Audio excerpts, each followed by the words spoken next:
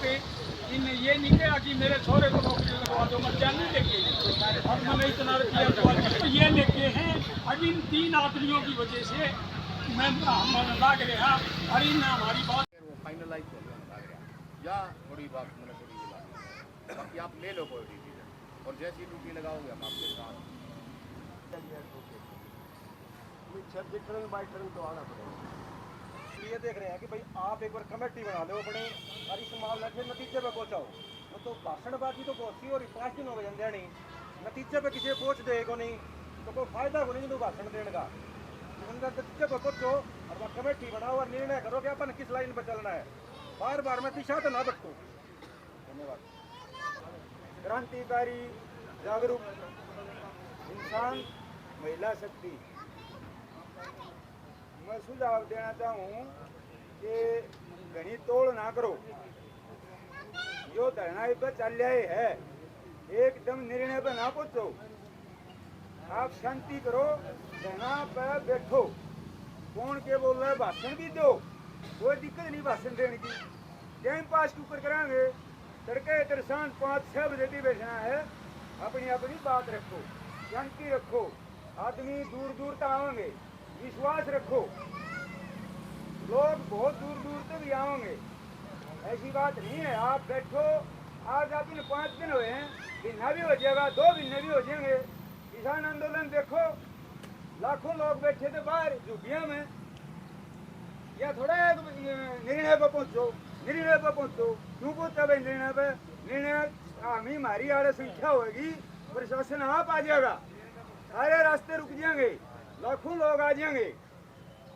ये निर्णय की बात करो मेरे यार, निर्णय पर आओ। क्यों आओ भाई निर्णय पर? हम बैठे हैं, शांति से बैठे हैं, अपनी अपनी भाषा अपनी अपनी बात करो। क्यों ना बोलो भाई निर्णय ले लो। कमेटी बन जाएगी, आज नहीं बनी तड़के बन जाएगी, परसों बन जाएगी, फिर बन जाएगी। कमेटी बनने में क्या बता भाई क्या दिक्कत आ रही है? कोई बात नहीं, ऐसी साफ शपथ लिख के दे रहा है और उस पर निर्णय सरकार ले के करेगी। सरकार क्या करना चाहती है? वो प्लाट देगी, कागज देगी कि ये दुआ न जानती जिनका बारे में सरकार का रवैया क्या है। प्रशासन उनके खिलाफ कार्रवाई करेगा कि नहीं? निर्णय अपना तो हो गया है, डेड बॉडी ऑर्डर पड़ी है और हमें बैठे हैं, सरकार का मांग करें और नहीं और मांगते हैं और कैन की न्याय ताड़ो वैद्य फैसला सुना दे तो आप सुनाने लगे। आप तो सुनन का तर क्या रहा कि सरकार न्याय करे। हमारे प्रति जो अन्याय हो रहा है, जो संतलाल जी और वेद प्रकाश जी जो चले गए इस बात को लेकर के, और पहले भी सैकड़ों आदमियों ने ध्यान दिए इस बात का तर कि वो कागजात दें, गांव को न्याय दें, गांव की मांग पूरी करें।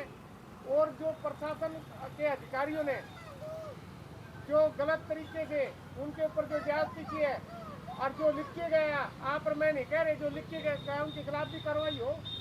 ये तो बात है, यह मांग या कर दे प्रशासन आपने की ओर मांग, जब प्रशासन पूरी करके दाद संस्कार कर देंगे विचार करेंगे आपने कोई। राम राम अंकल जी, बैठो सुनो थोड़ा। देखिए हमारा सबका एजेंडा क्लियर हो चुका कि हमारा जो मुद्दा रहेगा वो यही है कि पहले हम एफआईआर की तरफ चलें, क्योंकि इन्होंने अपने सुसाइड नोट में हमारे शहीद वेद प्रकाश जी ने लिखा हुआ। बहुत अच्छी बात है, हम एफआईआर की तरफ चलते हैं। लेकिन आप एक चीज भी साथ में कह रहे हैं कि भाई हम कानून की बात माने, कानून के अनुसार चले। ये आप लोग ही अपनी बातों में कह रहे हैं। जिस दिन शहीद वेद प्रकाश जी ने शहादत दी, हमने उसी दिन इनके बेटे के नाम एक दरखास्त टाइप करा के इन तीनों दोषी अधिकारियों के खिलाफ थाने में दे दी थी। क्या अभी तक हमें पता किया किसी ने कि भाई उस पर कार्रवाई क्या हुई? किसी ने पता ही नहीं किया भी उस पर कार्रवाई हुई क्या।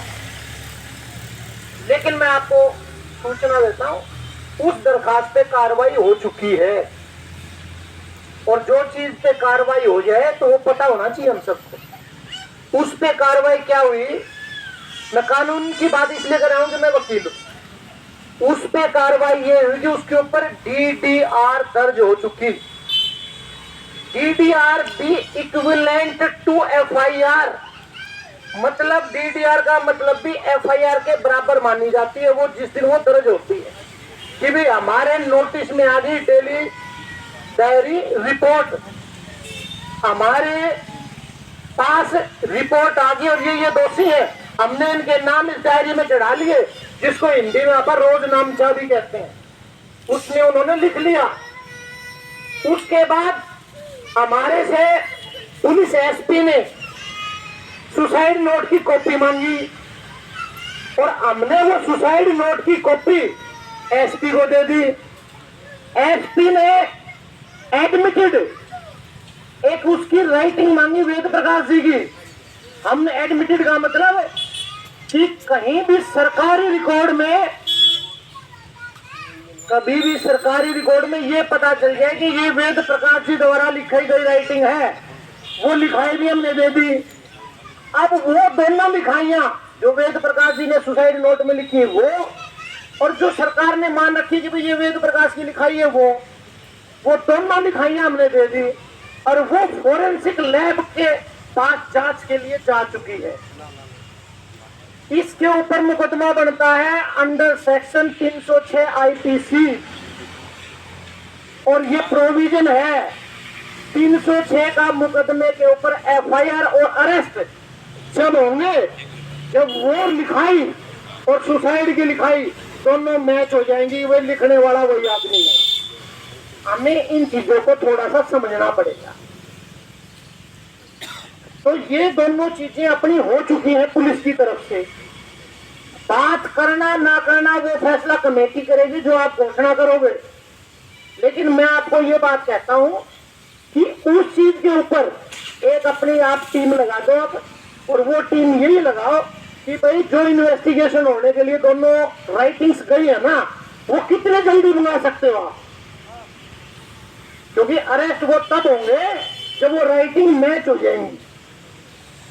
क्योंकि तुरंत जेल में से कागज मिलना, 2 घंटे बाद मिलना और 6 घंटे बाद मिलना, तीनों की तीनों चीजों में इंटेंशन चेंज हो जाती है आदमी, क्योंकि आदमी सोचता है भाई जेब से निकाला तो इसी ने लिखा, 2 घंटे बाद सोचता है तो भाई पता नहीं किसने लिखा, शाम को पता नहीं किसने लिखा।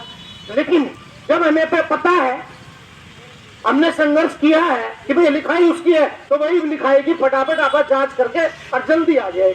तो ये स्टेटस तो है एफआईआर का, और उस पर हमने जो कमेटी बनाओ और जो प्रशासन के किसी अधिकारी से बात करो, तो उस पर तो एक किसी का जवाब है, दूसरे जवाब की जरूरत नहीं हमें कि भाई जब वो राइटिंग्स आ जाएंगी मैच हो जाएगा, कानून अपनी प्रक्रिया करे, कानून का पालन करे और वो दोषी मैंने दोनों उठाकर अरेस्ट कर दो। तो वो तो है वो तरीका जी। और रही बात किसी भी धरने को, किसी भी परिवार को, किसी भी को आगे बढ़ाने के लिए, संचालन के लिए एक व्यवहारिक तरीका होता है। तो ये जो कमेटी की बार बार बात कर रहे हैं, इसमें कमेटी बनाओ जो ना बनाओ, कम से कम एक अध्यक्ष तो बना दो। कोई मुद्दा है कि हो जा, कोई बात हो जाए तो वो खड़े हो गए भाई समझा दे, क्योंकि अपने के यहाँ कोई भी बोल पड़ता है एक दूसरा तेज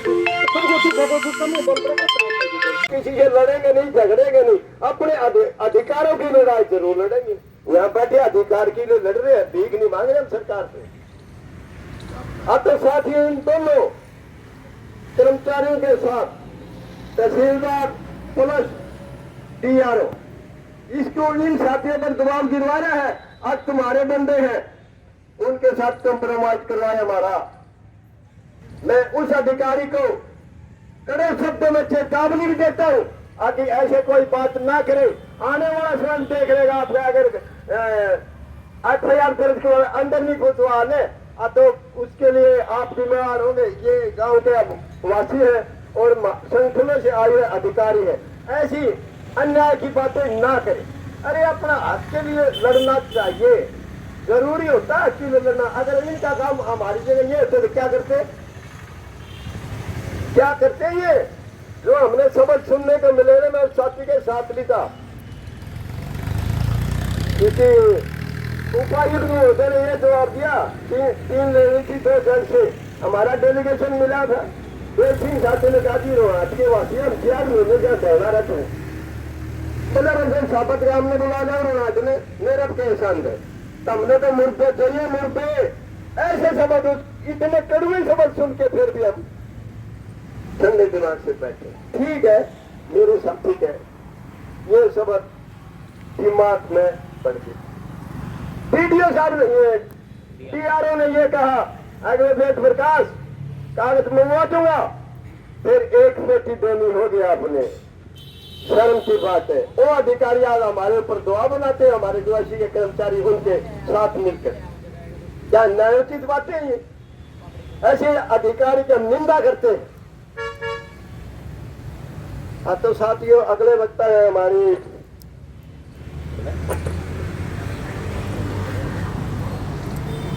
राम राम जी मेरी, और वेद प्रकाश जी को सबसे पहले मैं नमन करता हूँ इस शहादत के लिए कि उन्होंने गांव के लिए इतना बड़ा काम किया है। और हमारे गांव का और जितने भी संगठन बाहर से आते हैं उनका सभी का ये दायित्व भी बनता है कि जिस काम के लिए उन्होंने शहादत दी है वो हमारा काम सफल हो जाए। और इस विषय में हमारी जो बातचीत कमेटी के लिए चल रही थी, कमेटी के मेंबर गांव से बना दिए गए हैं, गांव के साथ डिस्कस करके वो फाइनलाइज हो जाएंगे। और एक है ना के लिए हमें अध्यक्ष की भी जरूरत पड़ेगी। यहाँ पे आके कभी कोई बोल जाता है, कभी कोई अपना मुद्दा उठाता है, तो कोई किसी बात मत रखे कि किसी को आवाज हो। कोई संचालक आएगा, मंच संचालन करेगा, अध्यक्ष की अध्यक्षता में ही सारी चीजें होगी। अभी तो हमारी कमेटी फाइनलाइज नहीं हुई है और वो कमेटी ही सारी चीजें डिसाइड करेगी, उसी हिसाब से करेगी। एक बार गांव के लोगों के साथ मिलके हम कमेटी को फाइनलाइज करना चाहते हैं जी।